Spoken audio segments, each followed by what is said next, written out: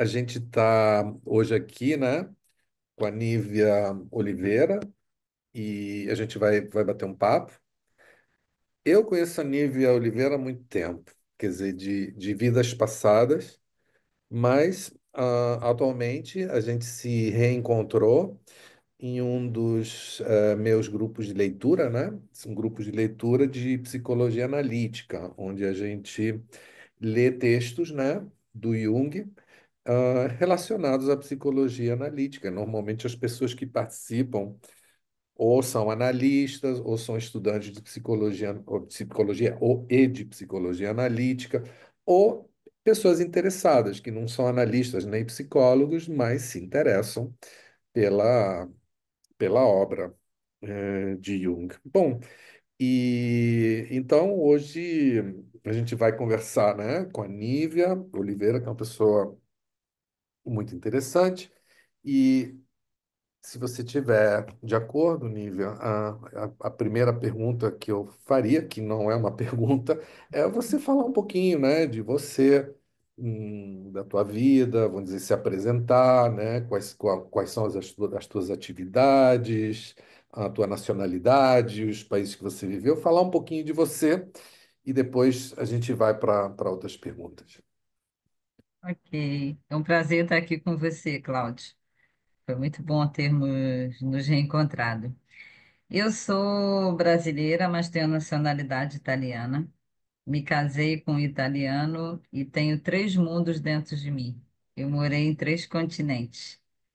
Então, e não morei assim superficialmente. Eu me envolvo muito com aquilo que eu faço.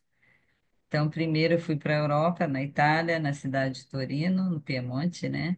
Onde eu estudei, criei laços, praticamente minha juventude foi toda ali. E dali eu parti para o continente africano, trabalhando para o governo italiano como cooperante internacional. Trabalhei nos países de guerra, com conflito armado, como foi o Burundi. Trabalhei também no Burkina Faso, Moçambique e outras missões breves. No Burundi eu fui duas vezes, durante a guerra e depois da guerra. Depois voltei para o Brasil e também trabalhei um período nos Estados Unidos, mas foi bem mais breve. Então eu sou essa pessoa é, voltada para o mundo. Conheço várias línguas, claro que uso mais algumas do que outras, e hoje eu sou professora de italiano e português, literatura, e amo conhecer novas realidades e me colocar sempre à disposição da aprendizagem, que é ela que muda a gente. Uhum. E, Nívia, me diz uma coisa.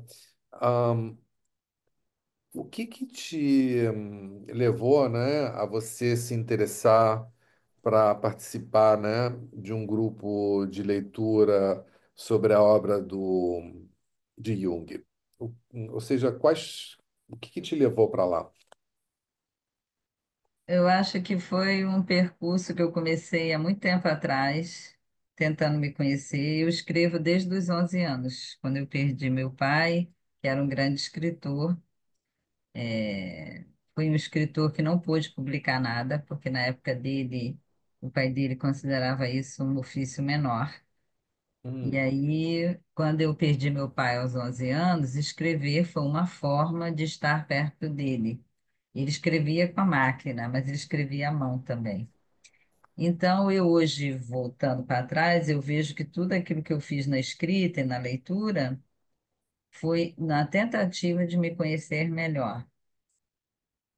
E, bom, na faculdade de letras a gente estuda um pouco Freud, estudamos outros também, mas faltava algo. O Freud, eu gosto dele até hoje, mas eu buscava um outro autor que me levasse para algo diferente, tá?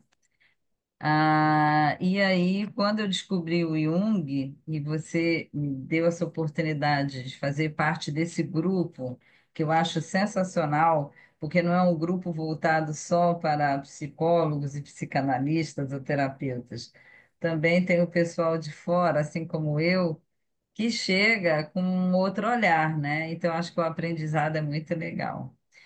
O Jung, eu estou descobrindo ele, ainda sou uma aprendiz, né? Mas ele, eu acho que ele vê o homem num ser global. E como eu vi o mundo também, assim, de uma forma mais ampla, eu acho que ele responde a essas questões de autoconhecimento que eu tenho, de entender melhor o outro. A gente também, quando se entende melhor, a gente acaba entendendo melhor o outro, né? É, sabe que, né, o Jung, né, ele realmente ele tinha isso que você falou, né, esse interesse, né, de analisar fenômenos sobre diferentes perspectivas, né, não só a perspectiva psicológica, tanto que quando ele criou o instituto, né, em Zurique, em 1948, instituto que ainda existe, né, ele fez o discurso de abertura, né, ele está disponível na web. Esse discurso de abertura ele diz, não, o principal objetivo, na minha opinião, de criar, vamos dizer, um instituto é poder estudar fenômenos em forma multissetorial e não olhar somente desde uma perspectiva. E isso realmente é uma característica muito clara do, do Jung, né? E, e como está sendo essa experiência, né, com o grupo? Como é que funciona? Como é que você se sente? Como é que é a tua participação? Como é que você vê a participação dos outros? Como é que é essa experiência para você? É super positiva, eu adoro aprender, né? Eu acho que o não saber é maravilhoso, porque faz a gente acordar com um estímulo. E durante a leitura, que eu leio também separado, sem, mas é diferente, quando estamos juntos, eu me vejo em muitas coisas que o Jung viveu. Por exemplo, sonhos reveladores que eu tive no passado, visões, tive muitas visões, ainda tenho, e eu não sabia lidar bem com isso. E também quando eu era pequena, eu tinha muito medo de lidar com isso, porque eu achava que as coisas aconteciam porque eu não tinha contado para ninguém. Na minha cabeça, eu falava, ah, então isso aconteceu se eu tivesse falado, mas eu não tinha coragem de falar.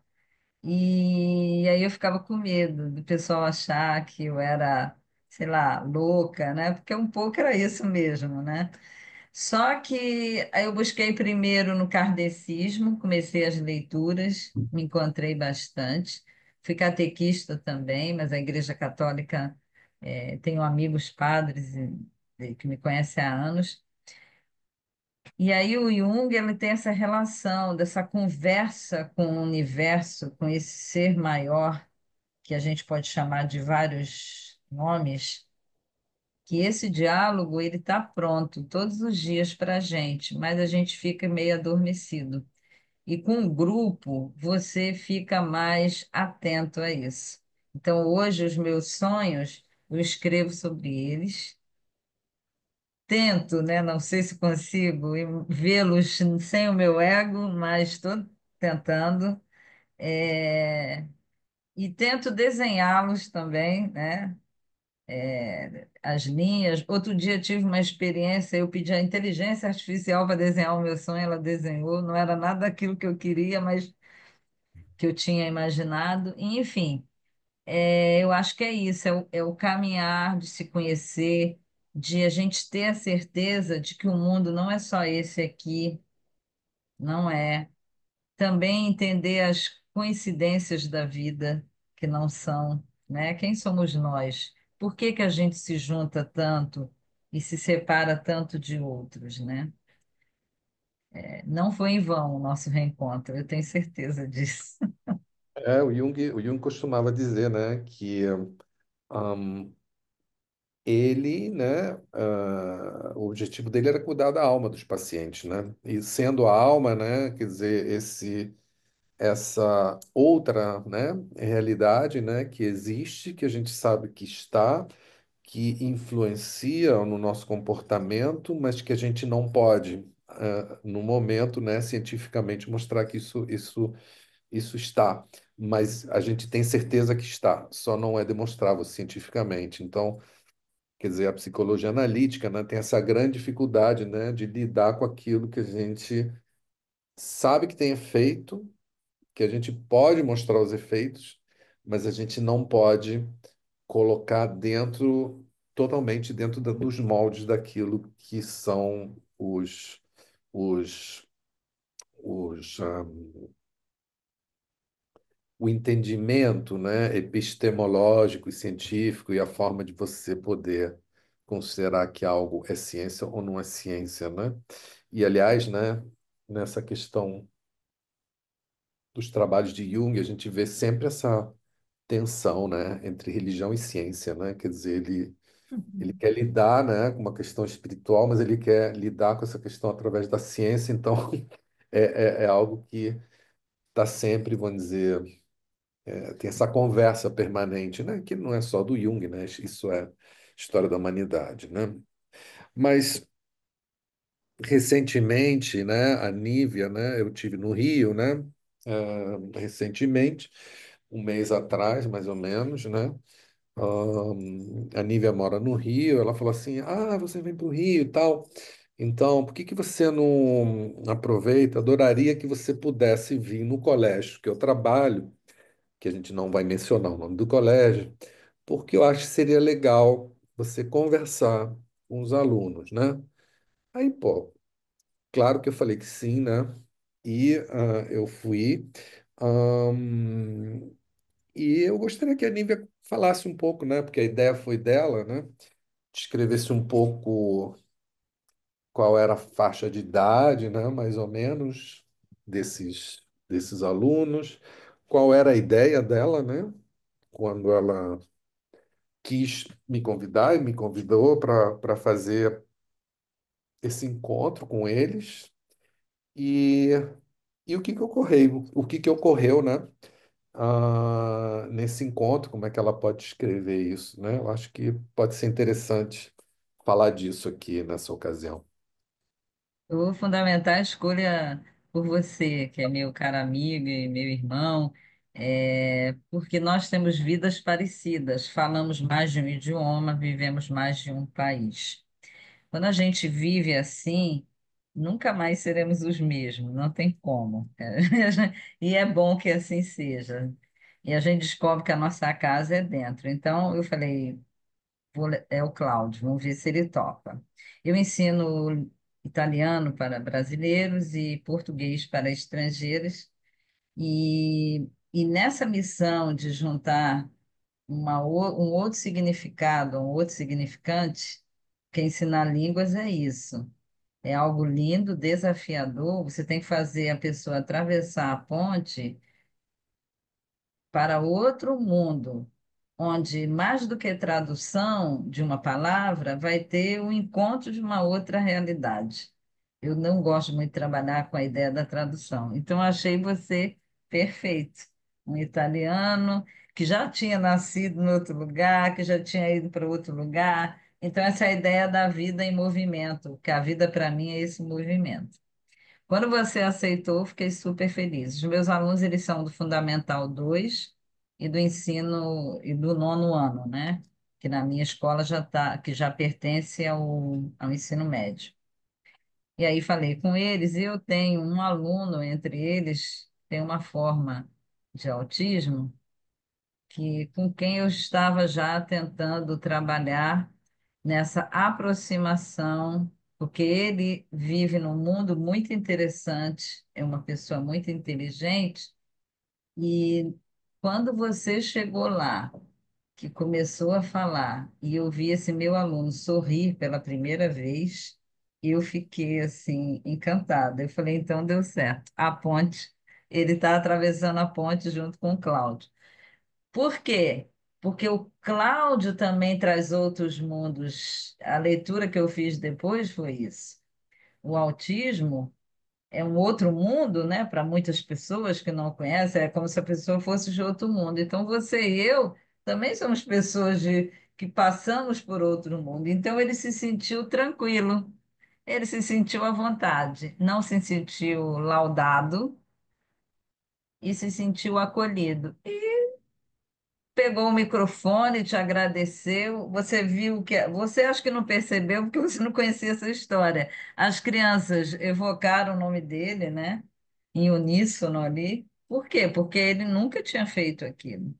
E depois da sua apresentação, ele mudou completamente. Ele fala comigo e outro dia eu quase chorei, porque ele me deu um abraço, no estilo dele, mas me deu. E eu não tinha, que eu estava fazendo outra coisa, quando eu vejo ele estava e pegou, encostou a mão assim em mim, que eu entendi como obrigada. Porque quando eu trabalhei na África, eu trabalhei num período muito difícil, eu via também muita dor de pessoas que não eram entendidas e eram etiquetadas como africano. Na Itália também vi muita etiqueta de imigrante, né? Então, as etiquetas, eu acho que elas são terríveis nos relacionamentos, porque elas não permitem você a conhecer a pessoa.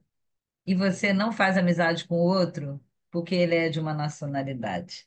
Você faz amizade por outros motivos. Esse negócio de etiquetar, eu me lembrei de uma experiência que eu fiz numa época, né? Concordo plenamente com você, eu fui trabalhar numa clínica, né? Uma clínica psiquiátrica, né? Onde tinham pacientes, vamos dizer, que ficavam lá, né? Eles ficavam internados nesse lugar, pacientes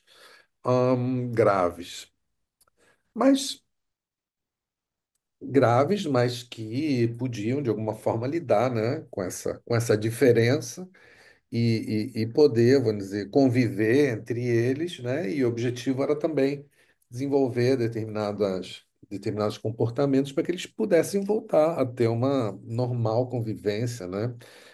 Na sociedade, uma vida, quer dizer, ah, ah, com os familiares, com os amigos, e trabalhando ou estudando. E quando eu entrei lá, fala assim, ó, você pode falar com todo mundo, discutir com todo mundo, né? Quer dizer, mas tem uma pessoa lá que não dá para você se aproximar e nem tocar, porque ela acha que se você tocar, ela vai se quebrar em pedaços. E eles colocaram chamavam, né? Eu não vou dizer agora qual era a patologia, mas tinha uma patologia, né? É como se tivesse um selo, né? De uma patologia que é uma patologia grave e que normalmente é quase muito difícil, né? Reinsertar, né? Pessoas com esse tipo de patologia quando está num nível muito grave. Mas o interessante é que depois de quase um ano, né? Convivendo com essa pessoa nessa clínica, no final ela estava me abraçando. Não só ela começou a me abraçar, mas ela me contou com vários detalhes, né, acontecimentos da vida dela que ela nunca tinha compartilhado. E no final, a minha conclusão é que essa definição de patologia estava errada. Eu acho que o problema dela não era aquilo, era outra coisa. Inclusive, na minha página web tem uma, um paper que eu escrevi sobre esse caso clínico, né? E é aquilo, né, que você diz, Nívia, você diz, você é isso e pronto, e você fica nesse lugar. Mas às vezes não é bem assim. E no caso, vamos dizer, nesse caso, né, eu gostei muito dessa comparação, né, que você fez, né, das duas realidades, né? Ou seja, a língua conecta com duas realidades diferentes, assim como o sonho também, né, conecta com duas realidades diferentes, né? Então a gente está habituado a fazer essa ponte, né, entre essa nossa realidade e a outra realidade do sonho, que é a realidade da alma, né, em que a gente pode, aprendendo a lidar com ela, integrar na nossa consciência e ampliar a nossa consciência. Mas queria te fazer uma pergunta. Quando você falou nono ano, nem todo mundo sabe Ah, que nono ano que idade é. o nono ano ele tem 14 anos, de 13 12 a 14 anos, né?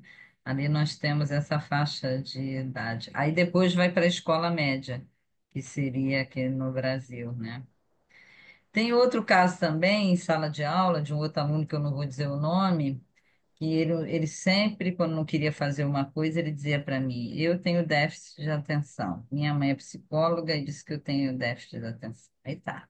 Aí teve um dia que ele falou: professora, professora, isso aí eu não fiz porque eu tenho. Aí eu falei assim: não vou dizer o nome, mas vem cá, me diga uma coisa aqui para a professora. Além do déficit da atenção, você tem algo mais? Aí ele ficou assim. Como assim? Você tem um time? Você tem uma comida favorita? Porque eu também, às vezes, sou desatenciosa. Eu também acho que devo ter isso. Falei para ele, porque nem. Aí ele olhou. É, professora, eu digo, a gente tem que ser mais coisa, né? Porque se a gente for uma coisa só, pronto, ele mudou. Porque eu acho que é isso também. Tem também o indivíduo que ele pega aquela plaquinha e fica andando com ela. E É uma aí muleta. vira um sofá onde eu me sento, então eu não preciso fazer nada, porque aqui ficarei. Não, tem que tomar É, cuidado. e essa questão do déficit de atenção também, às vezes, né, tem crianças que são muito ativas, né? E que elas não se interessam realmente pelo que está acontecendo na aula, porque elas estão num nível, às vezes, superior, né, aos outros e estão com ou estão com os outros interesses, né? Então, claro, eu tenho uma paciente que me comentava, pô, no colégio os professores estão reclamando porque meu filho fala demais. Eu falei, ainda bem que ele fala, né? E ainda bem que ele fala demais, né? Porque hoje em É dia isso. a tendência é não falar, porque ficar todo mundo no telefone, né? Então, ninguém fala com ninguém. Então, que bom que ele fala, né? Então, quando tem determinados padrões, né? Fora daquilo que é o esperado, né, pela sociedade, a gente diz, bom, tem déficit de atenção e hiperatividade, então toma remédio, né, toma Ritalina e fica igual aos outros, né? Mas o legal é você lidar com a diferença, né, também, né? Como esse caso, né, que você falou, né, desse menino que para mim realmente ele estava lidando com a realidade, né? E ele baixou para a nossa realidade. Então, para mim, ele é como um anjo, né? Que conecta, que pode conectar Sim. duas realidades, né? E deu vontade de fazer mais coisas com você. Pena que você está longe, né? Se a gente estivesse perto, a gente podia, sei lá, até imaginar alguma coisa, um espaço destinado para esses pintar os próprios sonhos, por exemplo, né? Onde as pessoas pudessem, com uma professora até de arte, mas não induzir a aprender a pintar, porque deixar as cores. Eu gosto mais de trabalhar nesses contextos, onde as coisas não são ordenadas assim em fila, né? Porque é muito enriquecedor. Você sabe que o meu ex-analista, né? Ele fez um projeto em algumas escolas, e escreveu um livro sobre isso. Que era, vamos dizer, um projeto em que ahn, os meninos eram, vamos dizer, convidados para compartilhar os sonhos com os professores. Ou seja, tinha como uma roda de sonhos. E tinha um espaço para que as crianças contassem os sonhos e desenhassem os sonhos, exatamente como você falou. E às vezes, né, isso permitia poder se antecipar, né, inclusive sobre determinadas situações que não podiam ser percebidas pelos pais. Claro, os pais depois eram convidados e eram envolvidos também nesse processo, mas às vezes o estado de consciência, né, em casa com os pais não permite identificar determinadas situações, né, que podem ser vistas e através das imagens, né, que são desenhadas relacionadas aos sonhos, né? E é bem legal, porque a ideia era um pouco expandir isso em outros colégios, né? Acho que eles usaram um ou dois colégios como piloto, eram colégios públicos em São Paulo, e a ideia depois era expandir isso, mas às vezes os projetos não se desenvolvem. Mas eu achei a ideia fantástica. Mas É, se queria também. desejar fazê-la aqui, já tem uma voluntária. Eu acho que essa é uma ideia legal, né? Ou seja, abrir um espaço para as crianças para que possam contar, né, os sonhos e desenhar eles, né, nesse A contexto, Casa dos Sonhos, olha que linda a Casa dos Sonhos, onde, né? espaço dos sonhos, né, alguma coisa assim. É, Mas eu queria um pouco perguntar também, né, se você, depois que começou a participar desse grupo de leitura, depois dessas experiências que você tem tido, né? Como é que você atualmente está lidando, né, com teus sonhos? hoje eu estou escrevendo mais sobre eles. Né? Eu abri um caderno dos sonhos aqui, meu espaço. E aí eu escrevo, por mais bobos que sejam, se são coloridos. Eu sonho muito em italiano, né? Tem isso também. A língua italiana não é uma língua, ela é muito curioso, mas eu sonho muito em italiano. Até com pessoas que não falam italiano, falam comigo em italiano. E outro dia minha mãe teve um sonho que eu acho que entendi isso. Por quê? Até o fato de eu ter ido à Itália, nada é por acaso, né?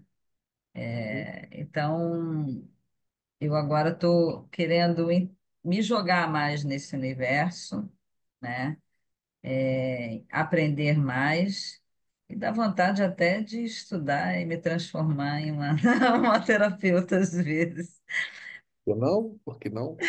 Com todo Não sei esse. como faria isso, mas assim, estudar em algum lugar e depois voltar para cá e atuar ou aqui mesmo, não sei, estou amadurecendo a ideia, porque eu acho importante, porque quando você ensina uma língua estrangeira, você toca com a música, por exemplo, e com os poemas, que eu uso muito, você toca com a alma das pessoas. Você Claro, consegue vislumbrar. Porque o cérebro, quando ele aprende cantando, ele se distrai, então ele deixa a racionalidade de lado e a melodia, a música, né? Quando você começa a entender o que que a pessoa está dizendo, então é muito legal. É como um caleidoscópio que você entra no início, está tudo muito assim. Então, acho que como terapeuta e professora de idiomas, eu ia ajudar mais as pessoas, talvez, né? Vamos ver, está no departamento dos sonhos aí, dos sonhos futuros. é, você sabe, né, o Freud e o Jung, eles se inspiravam muito na literatura, né? Você vem da literatura e muitas vezes, né, quando eles encontravam obstáculos, né, e eles precisavam seguir, né, o caminho de pesquisa, eles muitas vezes se inspiravam, vamos dizer, em mitos, né, buscando nos mitos respostas, mas outras vezes eles iam em grandes clássicos, né, da literatura, né, em buscar, vamos dizer, inspiração para poder encontrar certas respostas, né, às perguntas que surgiam quando eles desenvolviam, vamos dizer, através de um método científico, vamos dizer, essa pesquisa de algo novo, né? Então, eu acho que a literatura, né, e a psicologia analítica, elas vão de mão dada, né? Até porque, quer dizer, a gente trabalha com a palavra, né? A gente trabalha com a palavra e trabalha com a narrativa, né? E a partir da narrativa se constrói um novo mundo, né? E é isso que a gente procura, vamos dizer, ah, utilizar, né, como instrumento, né, também de trabalho dentro do setting analítico. Mas, Nívia, queria te agradecer pela tua generosidade, né, de ter estado aqui e a gente poder ter tido, né, esse papo, né, e vamos torcer para que essas experiências que a gente fez juntos possam se desenvolver em outras, né? Sim. Eu que agradeço por terem me acolhido lá no teu grupo maravilhoso. Eu estou aprendendo muito. Você é uma pessoa que tem uma visão das coisas. Eu admirava já, hoje admiro muito mais. E é isso, a gente tem que levar a esperança para as pessoas. Você tem que botar etiqueta? Tudo bem, mas bota uma etiqueta com uma porta. E aí diz, ó, você hoje está aqui, mas amanhã tem esse corredor que você pode sair. Porque a esperança é que nos move, né? O amor. Senão a gente vai ficar tudo preso. Em nacionalidades, em bairros, olha só, a gente já tem um monte de coisa que nos, né? Eu sou isso, eu moro aqui, então tá. Isso aí. Tá Bom, bom? eu vou. Obrigada. Então, ficamos por aqui. Obrigado. Nada. Tchau, tchau.